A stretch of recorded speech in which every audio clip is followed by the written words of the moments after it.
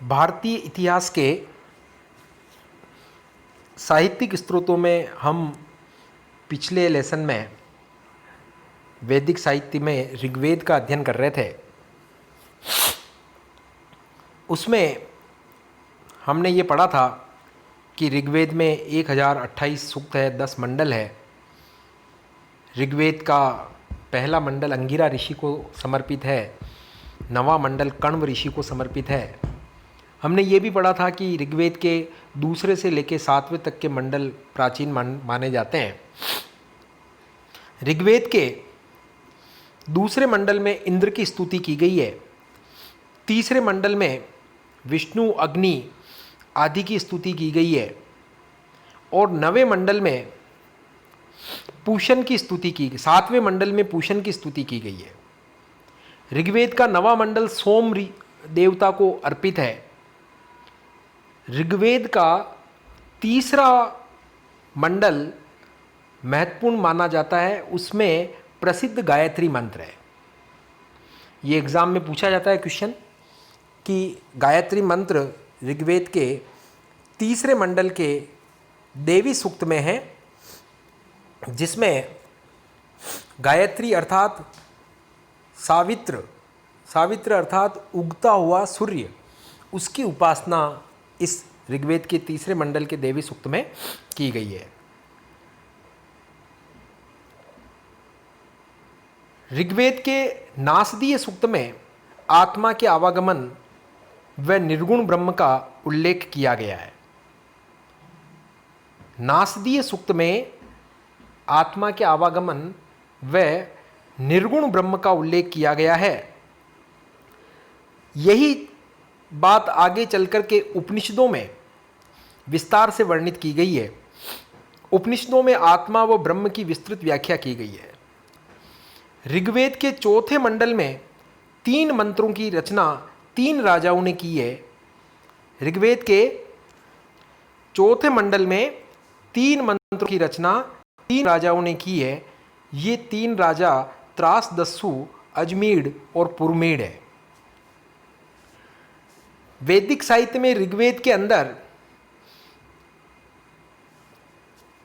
विदुषी स्त्रियों ने भी 5 ऋग्वेद की ऋचाओं की रचना की। इन 5 स्त्रियों के नाम भी आपके ध्यान में रहने चाहिए। लोपामुद्रा, घोषा, शची, पौलोमी और काक्षावृति। ये 5 स्त्रियां ऐसी थी जिन्होंने ऋग्वेद की ऋचाओं की रचना की।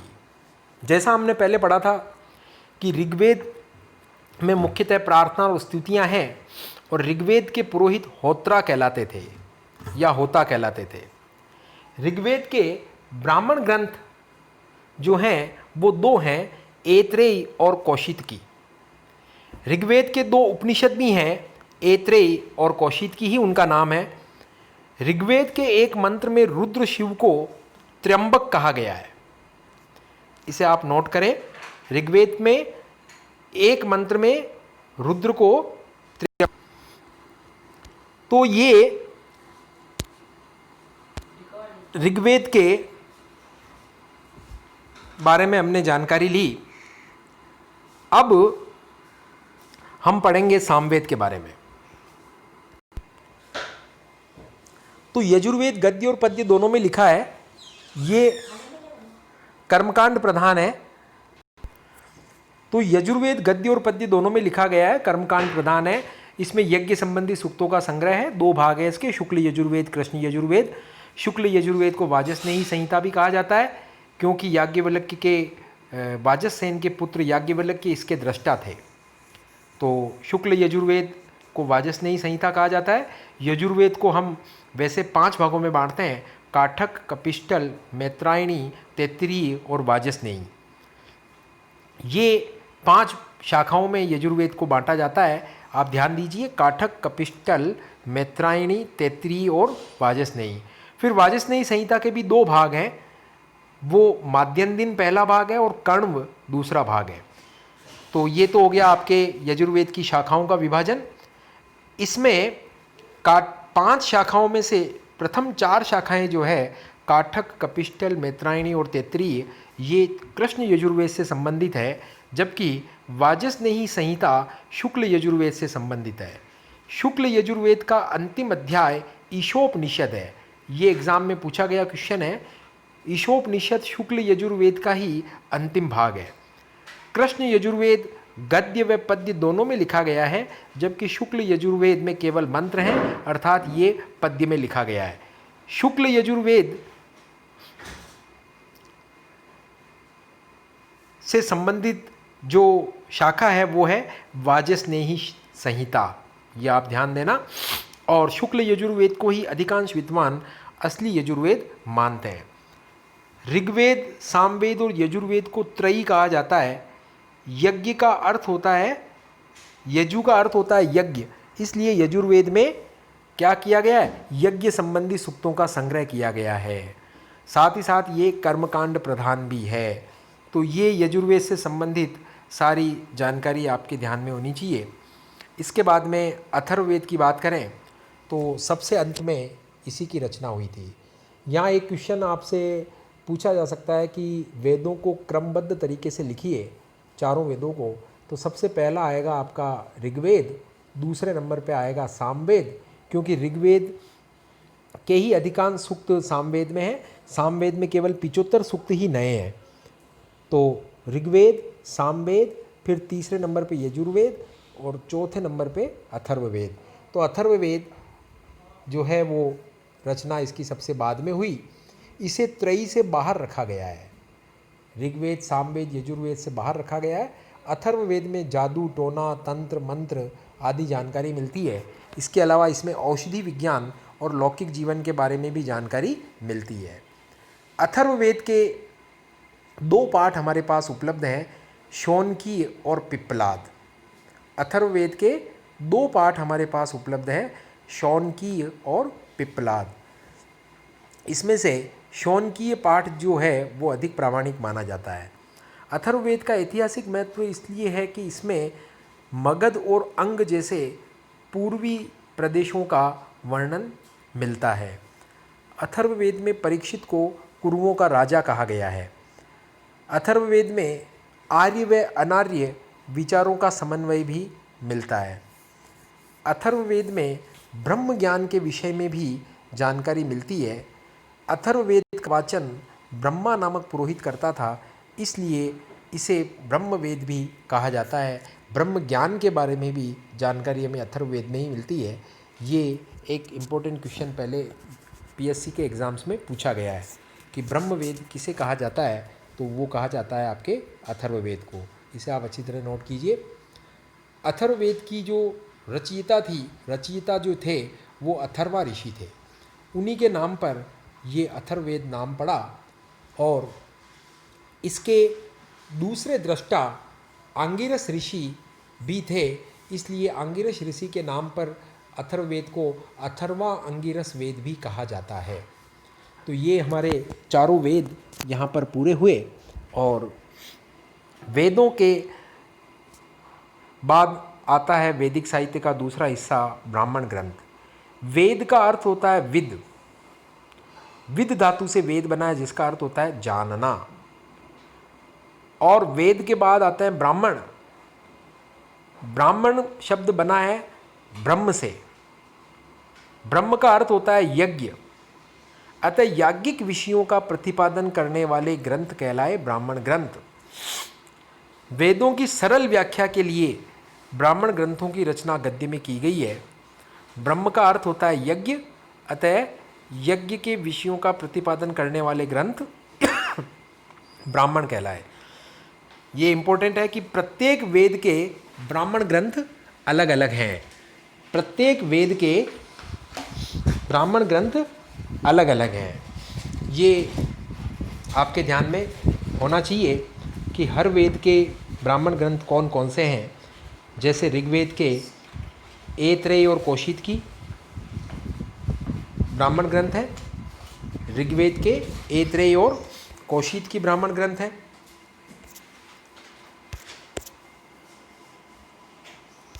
यजुर्वेद के शतपथ ब्राह्मण ग्रंथ और तैत्तिरीय ब्राह्मण ग्रंथ है यजुर्वेद के। सामवेद का पंचविश ब्राह्मण ग्रंथ है और अथर्ववेद के ब्राह्मण ग्रंथ का नाम है गोपथ। तो ये हर वेद के ब्राह्मण ग्रंथ अलग अलग हैं। ऋग्वेद के 2 ब्राह्मण ग्रंथ हैं, ऐत्रेय और कौशिकी। यजुर्वेद के 2 ब्राह्मण ग्रंथ हैं, तैत्तिरीय और शतपथ। सामवेद के 2 ब्राह्मण ग्रंथ हैं, पंचविश और षड्विश और तांड्य ब्राह्मण। हमने तांड्य ब्राह्मण के बारे में पहले पढ़ा था कि उसमें सरस्वती नदी के विलुप्त होने और प्रकट होने का वर्णन मिलता है। अथर्ववेद का एक ब्राह्मण ग्रंथ है जिसको गोपथ ब्राह्मण कहा जाता है। ये ब्राह्मण ग्रंथों की रचना गद्य में की गई है। जहाँ वेद स्तुति प्रधान है वहीं ब्राह्मण ग्रंथ विधि प्रधान है। ये बड़ी इंपॉर्टेंट चीज़ है। वेदों में स्तुतियाँ मिलती है, ब्राह्मण ग्रंथ में विधियाँ मिलती है, विधि प्रधान है। वैदिक भारत के इतिहास के सोर्स के रूप में ऋग्वेद के बाद यजुर्वेद का जो शतपथ ब्राह्मण है उसका स्थान आता है। तो वैदिक इतिहास की अगर जानकारी लेनी हो तो सबसे महत्वपूर्ण जो सोर्स है वो तो है आपका ऋग्वेद, और ब्राह्मण ग्रंथों में शतपथ ब्राह्मण जो यजुर्वेद का ब्राह्मण ग्रंथ है। ऋग्वेद का एक ब्राह्मण ग्रंथ है ऐत्रेय ब्राह्मण। उसमें राज्याभिषेक के नियम तथा कुछ प्राचीन अभिषिक्त राजाओं के नाम मिलते हैं जिनका राज्याभिषेक किया गया था। तो राज्याभिषेक होता था वैदिक काल में राजाओं का, ये जानकारी हमें ऐत्रेय ब्राह्मण से मिलती है। फिर आता है आपके आरण्यक के ग्रंथ। ये वैदिक साहित्य का तीसरा भाग है। अरण्य का अर्थ होता है वन। तो वन में पड़े जाने के कारण इन ग्रंथों को आरण्यक कहा गया। कुल 7 आरण्यक उपलब्ध हैं। इन आरण्यक के ग्रंथों में मंत्रों का गूढ़ और रहस्यवादी अर्थ बताया गया है जिनका पाठन एकांत और वन में ही संभव है, इसलिए ये आरण्यक कहलाते हैं। आरण्यक के ग्रंथों से ही कालांतर में उपनिषदों का विकास हुआ। उसके बाद उपनिषद, उप का मतलब होता है निकट और निषद का मतलब होता है बैठना। अर्थात उपनिषद वह विद्या है जो गुरु के समीप बैठ कर के एकांत में शिष्य द्वारा सीखी जाती थी। इसका एक अर्थ ये भी होता है कि अपने आत्मा के निकट बैठना, अर्थात आत्मचिंतन के द्वारा जो ऋषि ज्ञान प्राप्त करते थे वो उपनिषद में निहित है। उपनिषद मुख्यतः ज्ञान मार्गी रचनाएं हैं। उपनिषदों में ब्रह्म विद्या का ज्ञान है।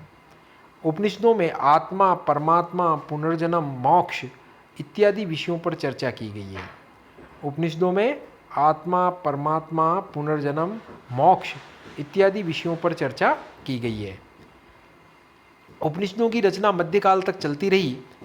उपनिषदों की कुल संख्या 108 है।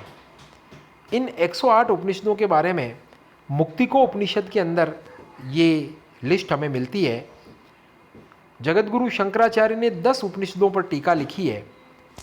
ब्रह्मसूत्र, उपनिषद और भगवद गीता तीनों को मिलाकर के सम्मिलित रूप से प्रस्थान त्रयी भी कहा जाता है। ये एग्जाम में पूछा गया क्वेश्चन है। उपनिषद, ब्रह्मसूत्र और भगवद गीता तीनों मिलाकर के प्रस्थान त्रयी कहलाते हैं। ब्रह्मसूत्र, उपनिषद और भगवद गीता का सम्मिलित रूप प्रस्थान त्रयी कहलाता है। उपनिषद वैसे तो 108 है जिनकी सूचना हमें मुक्तिको उपनिषद से मिलती है, लेकिन 12 उपनिषद ही प्रामाणिक माने जाते हैं, जिसमें प्रश्न उपनिषद, मुंडक उपनिषद, मांडुक्य उपनिषद, तैत्तिरीय उपनिषद, ऐत्रेय उपनिषद, छांदोग्य उपनिषद, कौशिकी उपनिषद, बृहदारण्यक उपनिषद और श्वेताश्वतर उपनिषद। भारत का जो राष्ट्रीय वाक्य है सत्यमेव जयते, ये मुंडक उपनिषद से लिया गया है, जो अशोक के सारनाथ स्थित शीर्ष स्तंभ से प्राप्त होता है। सारनाथ में जो अशोक का स्तंभ है उसका जो शीर्ष भाग है वहाँ पर हमें सत्यमेव जयते लिखा हुआ मिलता है। ये वाक्य मुंडको उपनिषद से लिया गया है, तो ये आपको ध्यान में रखना है। तैत्तिरीय उपनिषद में एक वाक्य मिलता है, अन्न ही ब्रह्म है। अर्थात अन्न, हमारे संस्कृति में जो हम कहते हैं कि अन्न भगवान का निरादर नहीं करना चाहिए, क्योंकि अन्न क्या है, ब्रह्म है, अतः हमें झूठा नहीं छोड़ना चाहिए, अन्न का निरादर नहीं करना चाहिए। तो अन्न ही ब्रह्म है, ये तैत्तिरीय उपनिषद में लिखा हुआ है। सत्यमेव जयते कहाँ से मिलता है हमें, मुंडको उपनिषद से मिलता है। तो ये कुछ महत्वपूर्ण बातें जो आपको ध्यान में रखनी है। फिर उपनिषद को वैदिक साहित्य का अंतिम भाग होने से वेदांत भी कहा जाता है। वेदांत, तो वैदिक साहित्य में अंतिम भाग क्या है? उपनिषद। इसके लिए उपनिषद को वेदांत भी कहा जाता है। तो वैदिक साहित्य के कौन कौन से भाग हो गए? एक तो वेद, चारों वेद, उनके ब्राह्मण ग्रंथ, आरण्यक ग्रंथ और उपनिषद। तो ये कुल मिलाकर के आपके वैदिक साहित्य हुआ। वैदिक साहित्य का अंतिम भाग है उपनिषद, इसलिए इसको वेदांत भी कहते हैं। वैदिक साहित्य के बाद में हम पढ़ते हैं वेदांग। वेदों के अर्थ को सरलता से समझने के लिए और वैदिक कर्मकांडों के प्रतिपादन के लिए वेदांग साहित्य रचा गया। वेदांग 6 हैं संख्या में और गद्य के रूप में इनको लिखा गया है।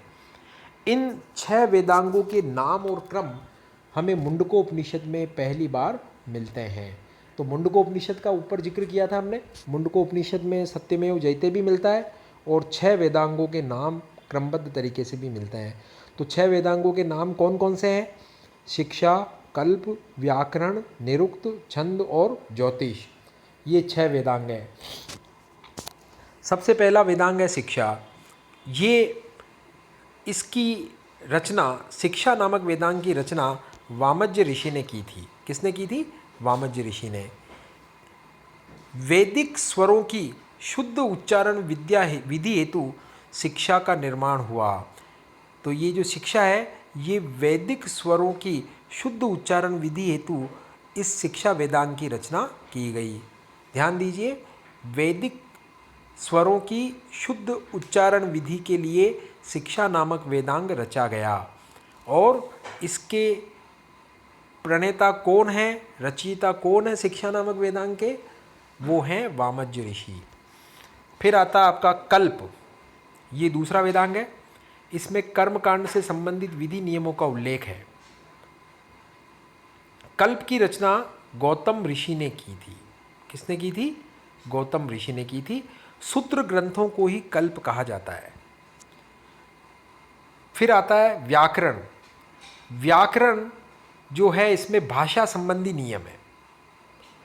जहाँ शिक्षा में वैदिक स्वरों के उच्चारण की बात कही गई है, वैदिक स्वरों की शुद्ध उच्चारण विधि शिक्षा में है, व्याकरण में भाषा संबंधी नियम है।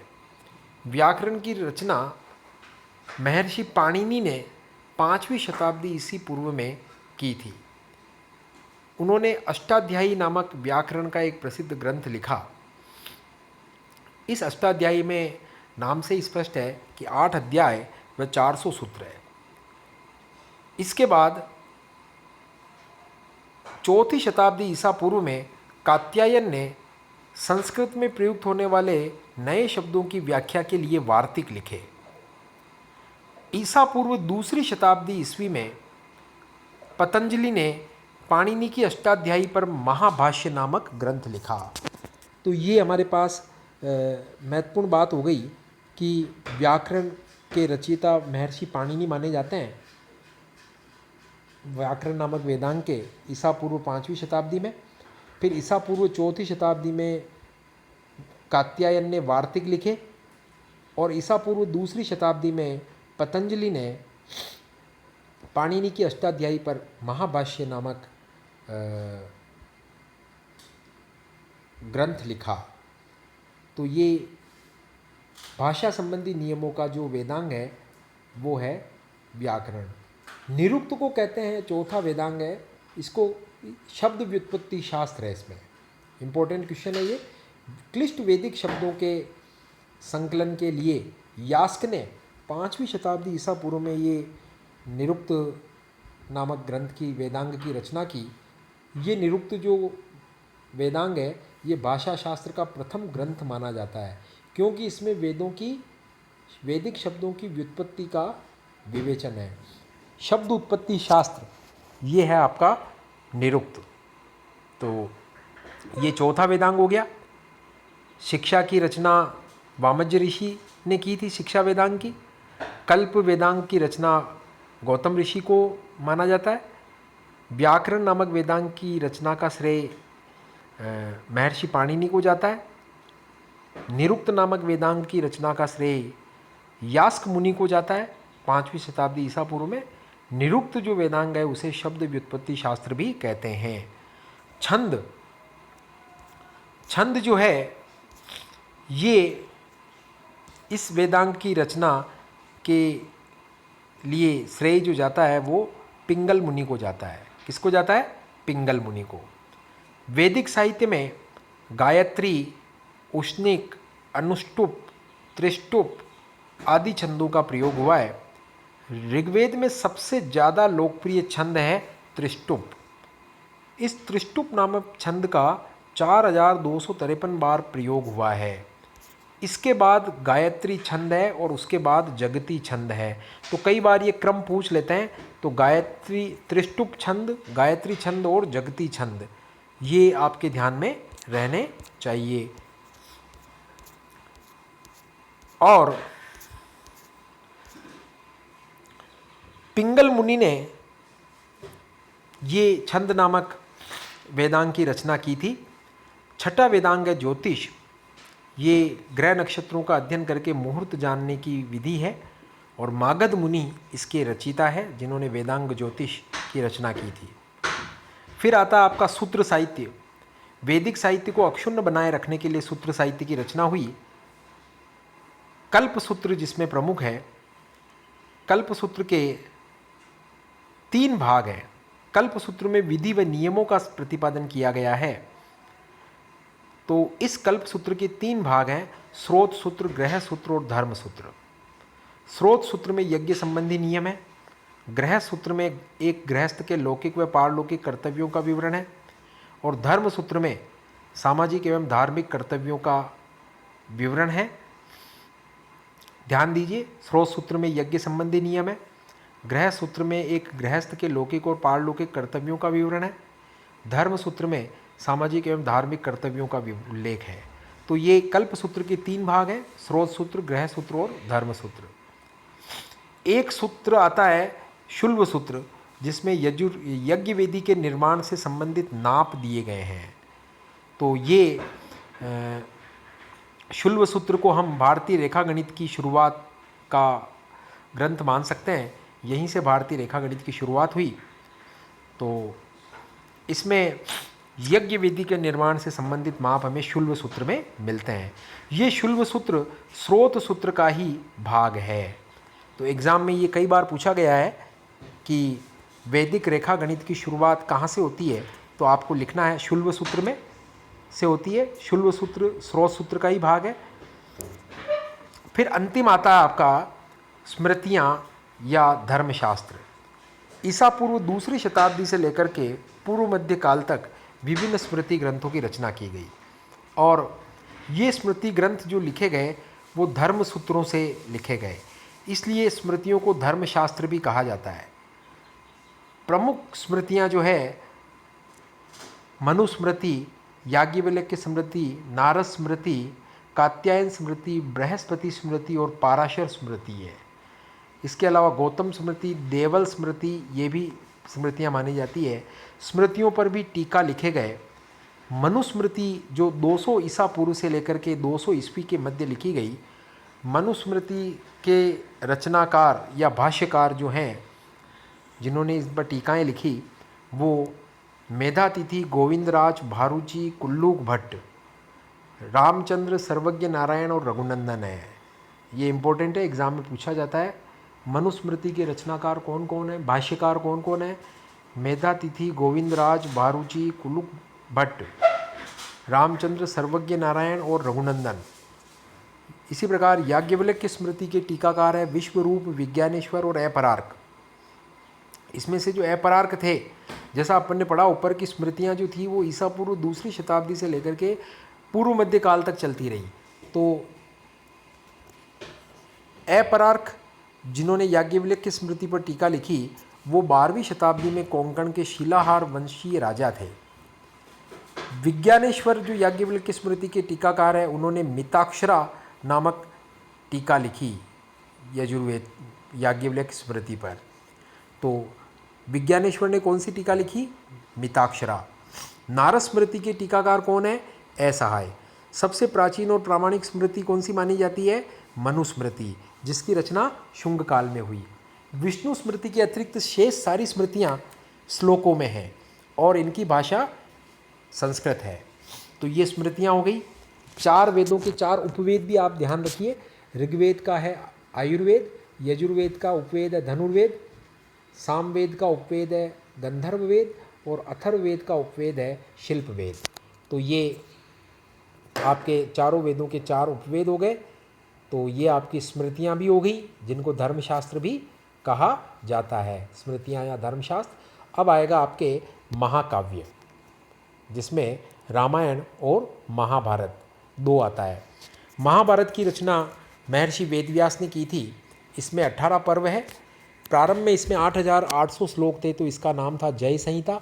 फिर जब इसमें 24,000 श्लोक हो गए तो इसका नाम हुआ भारत, और फिर जब 1 लाख श्लोक हो गए तो इसका नाम हो गया महाभारत।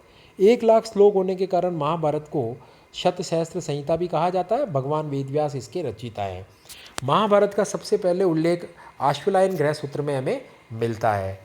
महाभारत का ऐतिहासिक महत्व ये है कि एक तो इसको पंचम वेद कहा जाता है, दूसरा महाभारत में शक, यवन, हूण, पारसी आदि जातियों का भी उल्लेख हमें पहली बार मिलता है। महाभारत का 6ठा पर्व है। 18 पर्वों में से 6ठे नंबर का पर्व है भीष्म पर्व, और भगवत गीता उसी भीष्म पर्व का भाग है। भगवत गीता को स्मृति प्रस्थान भी कहा जाता है। भगवान वेदव्यास ने, महर्षि वेदव्यास ने इसकी रचना की थी। फिर आती है आपके रामायण। तो रामायण की रचना महर्षि वाल्मीकि ने की थी। इसमें प्रारंभ में 6,000 श्लोक थे, फिर 12,000 हुए और फिर 24,000 हो गए। वर्तमान में रामायण में 24,000 श्लोक है। संस्कृत भाषा की रचना है और संभवतः ईसा पूर्व 5वीं सदी में इनका लेखन हुआ। रामायण और महाभारत का अंतिम रूप से संकलन गुप्त काल में 400 ईस्वी के आसपास हुआ। रामायण में हमें हिंदुओं तथा यवनों व शकों के संघर्ष का भी विवरण मिलता है। रामायण के 7 कांड है, जिसमें बाल कांड, अयोध्या कांड, अरण्य कांड, किष्किंधा कांड, सुंदर कांड, लंका कांड और उत्तरकांड, ये रामायण के 7 कांड है। बाल कांड व उत्तरकांड के अधिकांश भागों को बाद में जोड़ा गया माना जाता है। रामायण संस्कृत का ग्रंथ है। रामचरितमानस अवधी भाषा का ग्रंथ है, जो महर्षि तुलसीदास ने, गोस्वामी तुलसीदास जी ने लिखा था। फिर आता है आपके पुराण। पुराण का शाब्दिक अर्थ होता है प्राचीन व्याख्यान। इसमें प्राचीन शासकों की वंशावलियाँ मिलती है, ऐतिहासिक कथाएं मिलती है। पुराणों की रचयिता महर्षि लोमहर्ष और उनके पुत्र उग्रश्रवा को माना जाता है। पुराणों की संख्या 18 है। जिस प्रकार उपनिषदों की संख्या 108 है, पुराणों की संख्या 18 है। मत्स्य पुराण सबसे प्राचीन और प्रामाणिक पुराण माना जाता है। ध्यान दीजिए, मत्स्य पुराण सबसे प्राचीन और प्रामाणिक है। विष्णु पुराण में भारत का वर्णन है। कहा गया विष्णु पुराण में कि समुद्र के उत्तर में तथा हिमालय के दक्षिण में जो स्थित है वह भारत देश है और वहाँ की संतानें भारतीय है। अब विष्णु पुराण में किन शासकों की जानकारी मिलती है? मौर्य वंश की। गुप्त वंश की जानकारी मिलती है हमें वायु पुराण से, और शुंग सातवाहन वंश की जानकारी मिलती है हमें मत्स्य पुराण से। पुराणों की रचयिता महर्षि लोमहर्ष और इनके पुत्र उग्रश्रवा माने जाते हैं। ये ध्यान दीजिए, मत्स्य पुराण से हमें शुंग सातवाहन वंश की जानकारी मिलती है, मौर्य वंश की विष्णु पुराण से और गुप्त वंश की वायु पुराण से। अमरकोश में पुराणों के 5 विषय बताए गए हैं: सर्ग, प्रतिसर्ग, वंश, मनवंतर और वंशानुचरित। वंशानुचरित में राजवंशियों का वर्णन है, और वर्तमान में जो उपलब्ध पुराण है वो 3री-4थी शताब्दी या जिसको गुप्तकाल कहते हैं उस समय अस्तित्व में आए थे। पुराणों का रचना काल ईसा पूर्व 5वीं से 4थी शताब्दी का माना जाता है। तो ये हमारे सारे वैदिक साहित्य और हिंदू धर्म से संबंधित जो ग्रंथ थे वो हो गए, जो हमें इतिहास की, प्राचीन भारतीय इतिहास की जानकारी देते हैं, जिसमें हमने सबसे पहले तो 4 वेद पढ़े, फिर ब्राह्मण ग्रंथ पढ़े, आरण्यक के ग्रंथ पढ़े, उपनिषद पढ़े, वेदांग पढ़े, सूत्र साहित्य पढ़ा, स्मृति साहित्य या धर्मशास्त्र पढ़ा और पुराण पढ़े। तो यहाँ पर अपना ये टॉपिक कंप्लीट होता है। कल फिर हम भारतीय इतिहास के स्रोत के रूप में बौद्ध साहित्य और जैन साहित्य का अध्ययन करेंगे। आप इसको घर पे ध्यान से पढ़िए। Thank you.